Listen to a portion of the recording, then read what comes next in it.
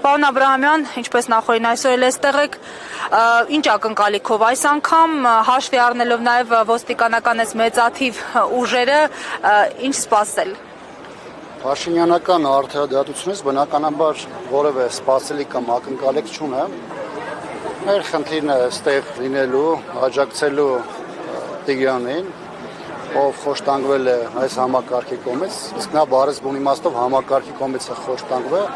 անկախ նրանից, որ դեպքը տեղի ունեցել ոստիկանության բաժանմունքում, բայց դրանից հետո հետևած պրոցեսները քննչականի, դատախազության լուր լռության, լոյալության պայմանները ըստ էության ցույց է տալիս, որ Տիգրանը ըստ էության խոշտանգվել է համակարգի կողմից։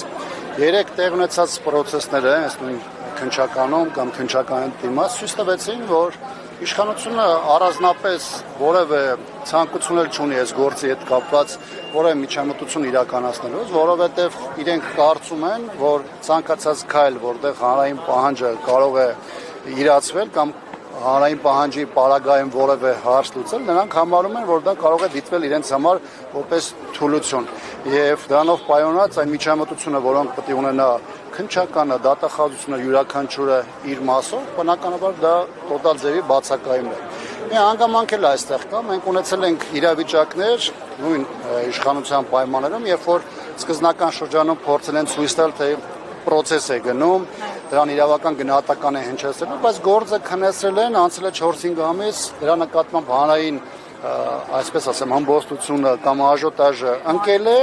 եւ հետո պարզվել է, որ այդ գործը ամբողջությամբ փակվել է։ Օրինակ նույն Սամվել Վարդանյանի հետ կապված, օրինակ որևէ մեկը հիմա գիտի, թե դա ինչ է կատարում, բացի միգուցե 1 տասնյակ մարդկանցից, ովքեր ամենօրյա ռեժիմով նրա հետ առնչվում են։ Այսինքն մեր պատմության մեջ տեղի ունեցել մի բան, որը ամենածանր օրերին նորագույն պատմության մեջ տեղի չէր ունեցել։ Ոստիկանության պահպանության տակ գտնվող հանձի նկատմամբ եղել էր հարձակում, նրա նկատմամբ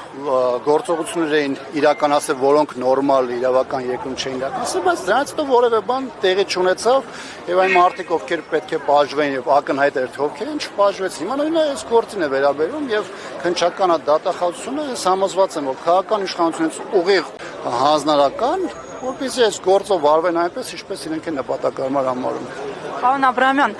նայեք, երեք մի կողմից աջակցություններ Տիգրան Ուլուբաբյանին, մյուս կողմից իշխանական եւ նրանց սատելիտ շատ ուժերի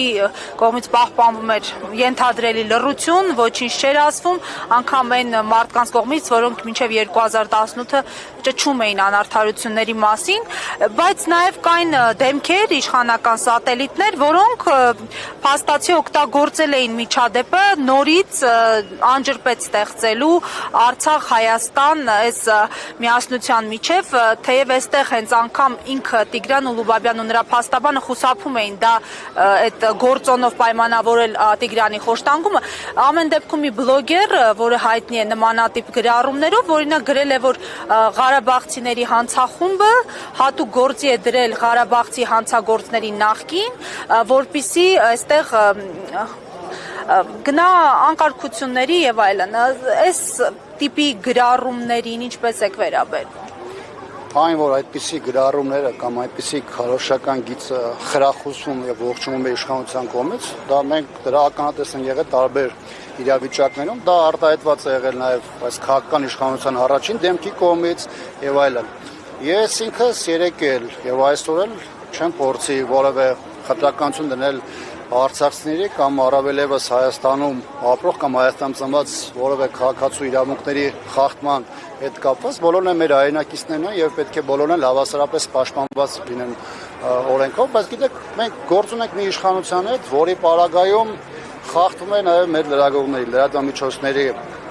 իրավունքները, դուք բոլորը ոչ միայն մասնակից եք եղել, այլ շատերը նաեւ դժվել եք այդ իշխանական գործողությունների հետևանքում։ Մենք ապրում ենք մի երկրում, որտեղ իշխանության համար իրավապահ համակարգը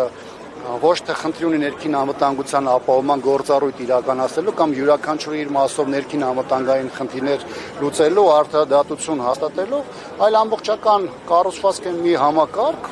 որը բացառապես ունի մեկ նպատակ՝ նպաստել այս իշխանության վերարտադրությանը եւ ցանկացած գնով պաշտպանել այս իշխանությանը կամ դրա տարբեր դեմքերին։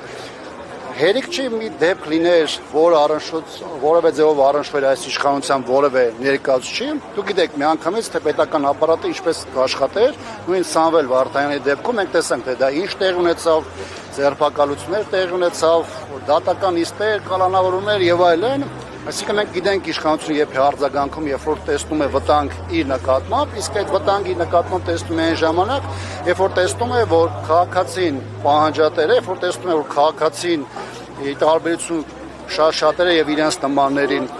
շարունակում է իր ձայնը բարձրացնել, շարունակում է պայքարել եւ բնականաբար իրենց համար ամենամեծ խնդիրը հենց այդտեղ է առաջանում, դեռ չեմ խոսում փողոցային տարբեր քաղաքացիական կամ քաղաքական դրսևորումների մասին։ Այնպես որ այս իշխանությունը այս իրավիճակում փորձելու է մաքսիմալ ձևով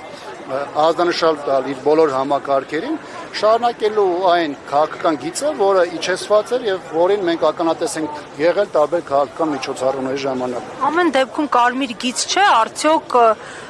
գործոնը, որ Տիգրան Ուլուբաբյանը պատերազմների մասնակից է, Տիգրան Ուլուբաբյան ունի զոհված հարազատներ, Տիգրան Ուլուբաբյանը Արցախից բռնի տեղահանված է, նաև այս իշխանությունների ուղիղ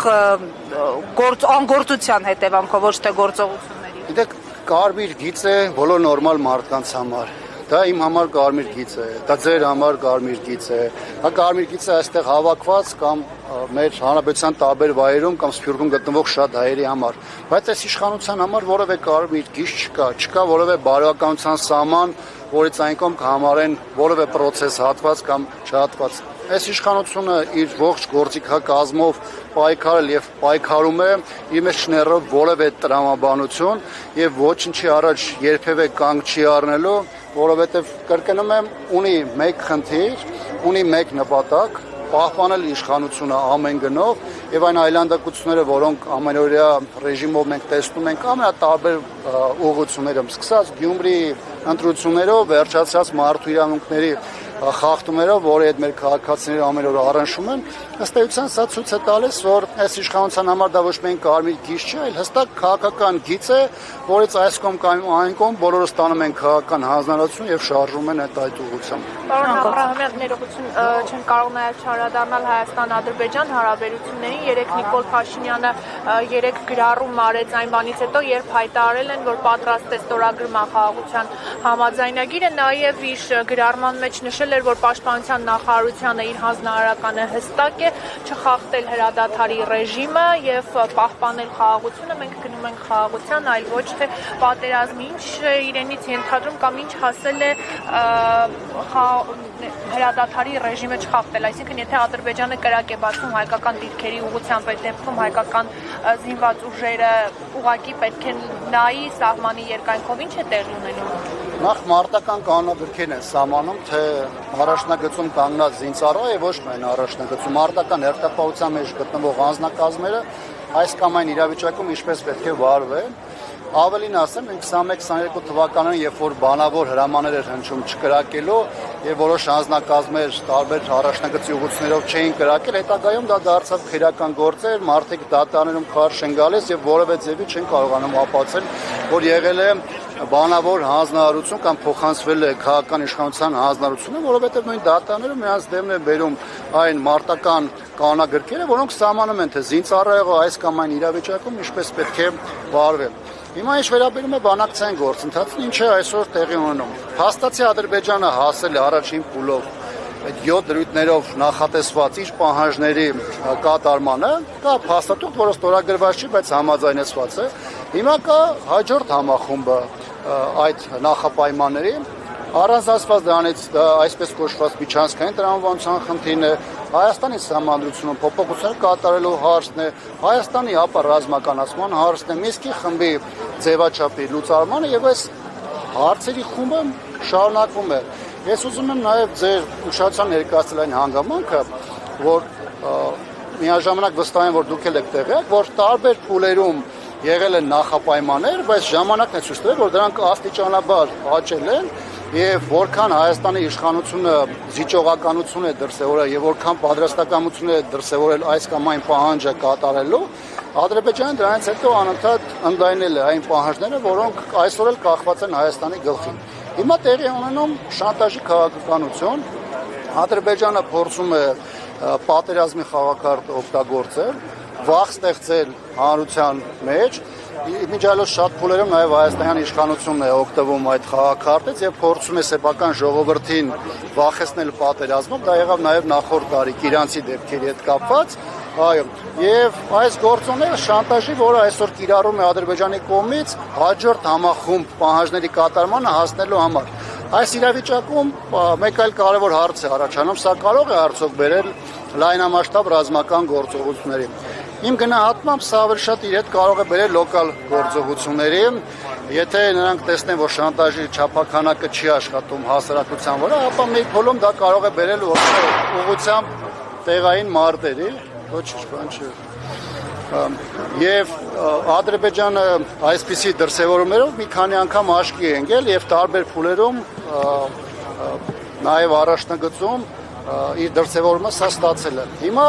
ամենակարևոր հարցը, արդյոք Հայաստան ունի հնարավորություն այս ամեն ինչից դուրս գալու առումով։ Ես կարծում եմ, որ այս իշխանության պայմաններում, ում արտաքին քաղաքական կուրսը, անվտանգության ուղղությամբ քաղաքականությունը վաղուց արդեն պայթել է, բնականաբար այս իրավիճակում մեր իշխանությունը այլևս չունի իմունիտետ, չունի կենսունակություն, չունի հնարավորություն այս իրավիճակից դուրս գալու համար։ Իշխանությունը կատարել է իր զիջումների ողջ ծավալը, բայց դրանով չի կարողացել ոչ խաղաղություն բերել, ոչ էլ Հայաստանի Հանրապետության համար կյանքի արժանապատիվ պայմաններ ապահովել։ Իսկ ինչ է անում ընդդիմությունը, որ այս իշխանությունը չշարունակի իր գործունեությունը։ Գիտեք, բոլոր նորմալ իրավիճակներում բնականաբար այն ուժերի, որոնք իրականում ընդդիմություն են, որովհետև Հայաստանում կան ուժեր, որոնք ներկայում են ընդդիմություն, բայց մեծ առումով նրանց վարքագիծը ցույց է տալիս, որ իրականում արբանյակ ուժեր են, որոնք սպասարկում են իշխանությանը։ Ընդդիմությունը այս տարիների ընթացքում եւ փողոցում, եւ խորհրդանում, եւ այլ ֆորմատներով մի քանի անգամ փորձել է տարբեր շարժումների միջոցով հնարավորություն ստեղծել Հայաստանում քաղաքական փոփոխությունների իրականացման։ Առ այս պահը չի հաջողվել հասնել այդ կետին եւ ես կարծում եմ, որ մինչեւ 26 թվականը իշխանությունը կամ իշխանության ներողություն ընդդիմությունը կամ ընդդիմության այն հատվածը, որը հակված է թույլ չտալու այս իշխանություններին գնալու հաջորդ իրենց հանգրվանային փուլում պետք է ամեն ինչ անի մինչև 26 թվականի ընտրությունը երկրում քաղաքական փոփոխությունների հասնելու համար։ Պետք է օգտագործվեն կամ կիրառվեն բոլոր այն մեթոդները, որոնք կամ դեռևս այս պահին իշխանության համար տեսանելի չեն եղել, այսինքն ոչ ստանդարտ միջոցներ, որովհետև այն ամենը այն ինչ որ մնացածի համար եղել է միանգամայն տեսանելի եւ չի աշխատել, բնականաբար այդ նույն մեթոդներով իշխանության փոփոխություն իրականացնել պարզապես հնարավոր չէ։